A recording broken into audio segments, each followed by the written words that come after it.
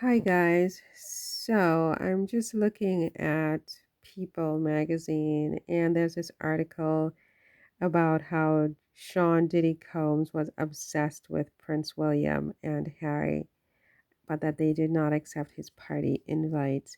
I mean, I've seen photos of the princes with him one time when they attended some kind of fete memorial for their mother, Princess Diana, and him and Kanye West and a bunch of other people were in attendance, and I guess they performed at this event. And so there were these photo ops with Diddy and Harry and William. So I've seen that before, but I was not aware that he was obsessed. It says here that he was a big fan of Prince William and Harry, but they never accepted an invitation to one of his star-studded parties. It does kind of make you a little bit uneasy when you consider the allegations about, these parties and what went on at these parties, and the fact that, he was, apparently he had someone of his entourage or his, one of his employees call them more than 10 times to invite them. And according to this People article, um, he being Combs, offered to cover travel, lodging, and security for Prince William and Prince Harry. And but that they never accepted. So it's very I mean, look, the way I feel about the whole Diddy case, as I've said, is that, I want to wait to hear the evidence and see what the prosecutors actually have versus what's being said on the internet.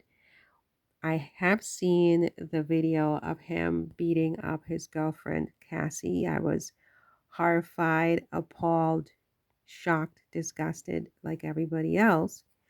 And I think that he should pay consequences for that assault, that, consequences that are appropriate to that crime. I know that he's paid her $30 million in restitution. That's definitely a good start. And there should be some kind of mandatory, you know, abuse, anger management class, and yeah, if possible, a year to five in jail. I think that would be fair. But I have said that I don't think that the racketeering charges against him are very persuasive.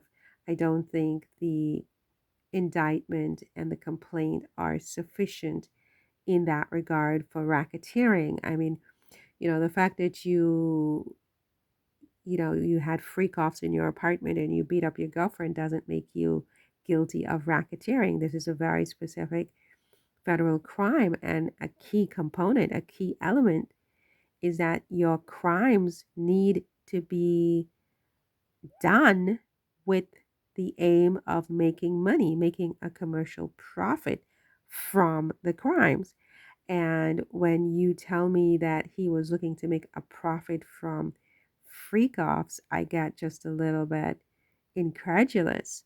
Now, I know that there are other allegations. I mean, he had been involved in a lawsuit with a multi billion-dollar conglomerate called Diageo at the time that all of this started, with Cassie unleashing this video that had been secret for more than 6 years, and, basically shaking him down for the $30 million settlement. And so there is some speculation that it's possible that, he was set up starting with the unleashing of the video, getting that $30 million settlement, and then getting him subject to federal charges and to a federal raid and so on and so forth. I mean, look, I don't know. I mean, I think all is possible. I would like to hear the evidence. I would like to see the case presented that the prosecution has. And from that, I will draw my conclusions as to whether I think this man should spend the rest of his life in prison for racketeering. At this point, I don't see a racketeering prima facie case. I mean, I'm in a minority. Most people on the internet are, basically saying he's guilty, lock him up, throw away the key, don't even have a trial because it's a waste of time. I don't share that view. I think everybody has a right to a fair trial. They have a right to face their accusers. They have a right to defend themselves. And the fact that you are accused of a crime doesn't mean that you're guilty of that crime. You can be guilty of a million crimes, but not guilty of the crime you're charged with. So I want to wait and see. But at the same time, that all being said, the idea that, he was inviting Prince Harry and Prince William to these parties is pretty intriguing at a minimum. I mean, considering what is alleged to have gone on at these parties by people who attended, people who are not even alleging abuse and being drugged and so on and so forth, but just attendees. Even those who are defending Mr. Combs, like Beyonce, like Rihanna, have apparently said, look, I mean, when you go to a Diddy party, you know what you're getting involved in. So if you go, you're knowingly attending a situation that you could become compromised from one way or another. So it sounds like what these parties were not for little Boy Scouts and Girl Scouts. These parties were not for budding priests, and altar boys. These parties were really designed for debauchery and mayhem, and yes, in some cases, even crimes, apparently. I don't know. So the idea that this man had the temerity to think that the future king of England and his brother were good targets to invite to such a soiree, it's breathtaking. I mean, it really shows that he really, he's, I mean, wow, he has a certain image of himself, I guess, where he just felt like just anybody could be compromised, because apparently there are all these videos showing him in flagrant delicto with all kinds of celebrities, everybody naked, everybody carrying on. I mean, what was he? I mean, can you imagine? Can you imagine? Let's put it this way. If either Harry or William had attended these parties and had participated in something like this, the kind of blackmail that he would have over them as a consequence is mind blowing. But yeah, apparently he was obsessed, according to this article. And, you know, I can't say that I'm disappointed because I don't know this man. And to be disappointed is to be, is to know that someone is capable of so much better and then they do this. And so it's not a question of disappointment because I don't know that he's capable of anything other than all of the things he's alleged to have done.